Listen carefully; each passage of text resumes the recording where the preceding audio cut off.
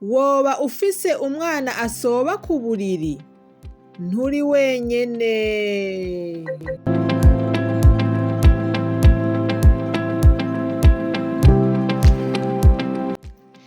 Iki ni ikibazo kiboneka ku bana benshi kandi akenshi ntibiterwa n'uko umwana ari umunebwe canke yanka kwiga kuvyitwararika.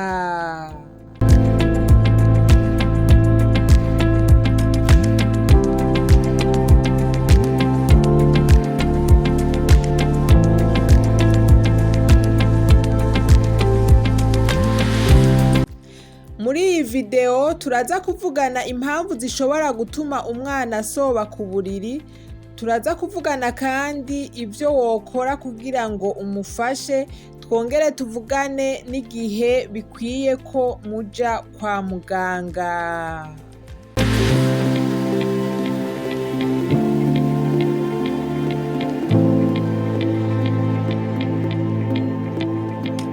Kuri bashasha karibu, hano ni ku Mibereho TV aho twiga utuntu n'utundi mu bijanye n'ubuzima bwa misi yose.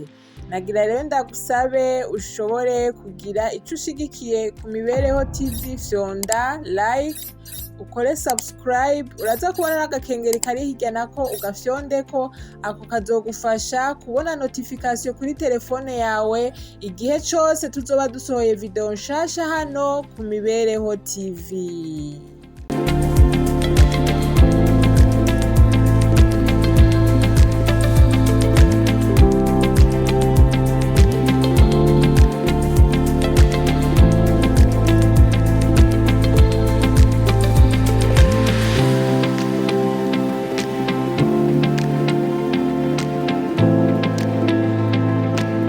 Mu bisanzwe kwisoba ko mu buriri mw'ijoro ni igihe umwana yihagarika mw'itiro atabishaka.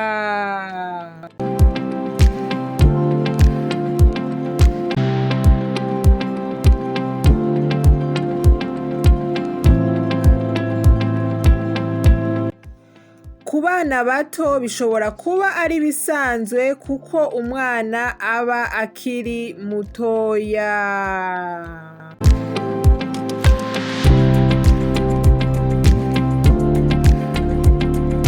Ariko iyo bibandanije umwana akuze canke bikagaruka inyuma y'igihe vyari vyarahagaze, ni vyiza guca uvyitaho cane.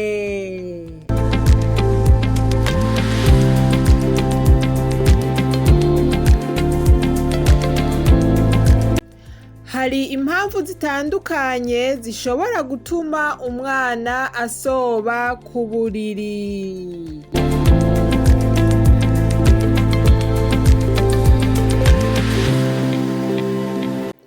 Kunywa ibinyobwa vyinshi cane imbere yo kuryama bishobora kugira uruhara runini cane mu gutuma umwana yisobako.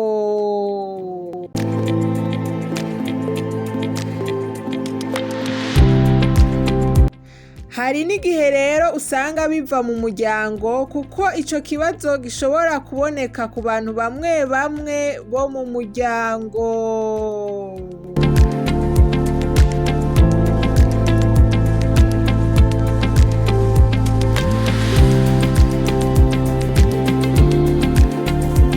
Ikindi naco, stress canke hariho ibintu bikomeye vyahindutse mu buzima bw'umwana, navyo bishobora kugira uruhara runini.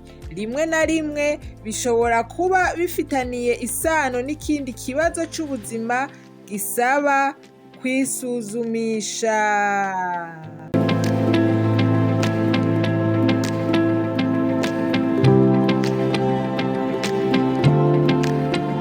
Mbega nk'umuvyeyi afise umwana afise ico kibazo co kwisobako, ni biki wofasha umwana? Ica mbere, jana umwana kwihagarika imbere yo kuryama.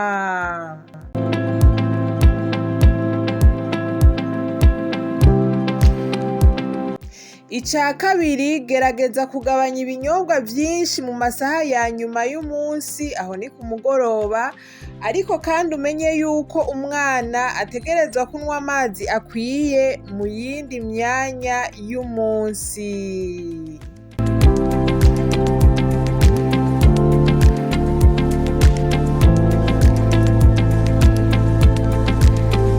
Ica gatatu, nk'umuvyeyi ntukwiye guhana canke ngo umumaramaze mu bandi bana, ahubwo muremeshe kandi umushigikire.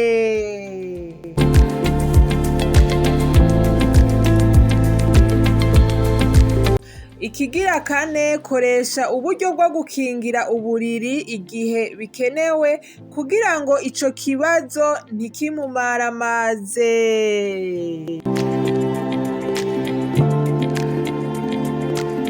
Mbega ni ryari mukwiye kuja kwa muganga? Ni vyiza kubonana n'umuganga nimba umwana atanguye gusoba ku buriri kandi yaramaze igihe kinini yarabihevye.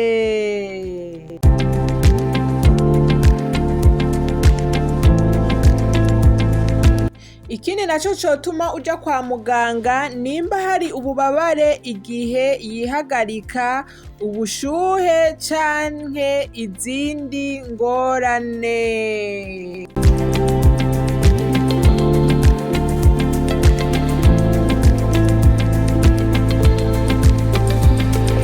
Mu gihe ikibazo kibandanije kandi kikabangamira ubuzima canke ukwizera k'umwana, ico naco kiri mu bituma woja kuraba muganga.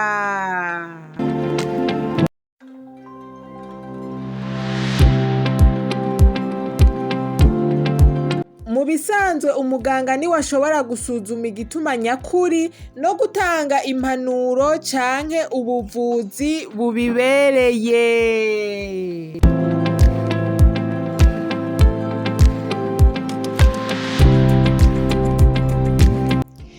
Ikindi naco ni wibuke ko kwisoba ko mu buriri mw'ijoro atari ikosa ry'umwana.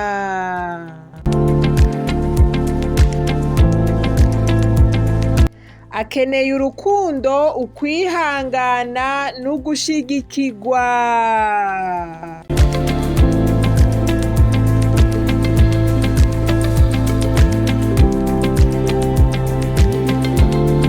Hama muvyeyi ntugire ikibazo kuko mu bana benshi ikibazo kiragenda kigabanuka uko bakura.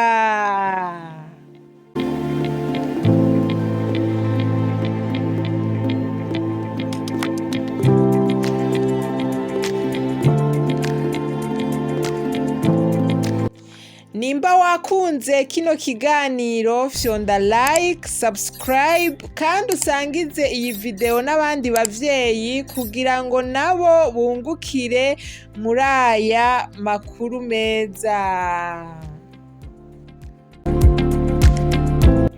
Murakoze cyane gukurikirana Imibereho TV, tuzobonana mu kindi kiganiro c'ingirakamaro.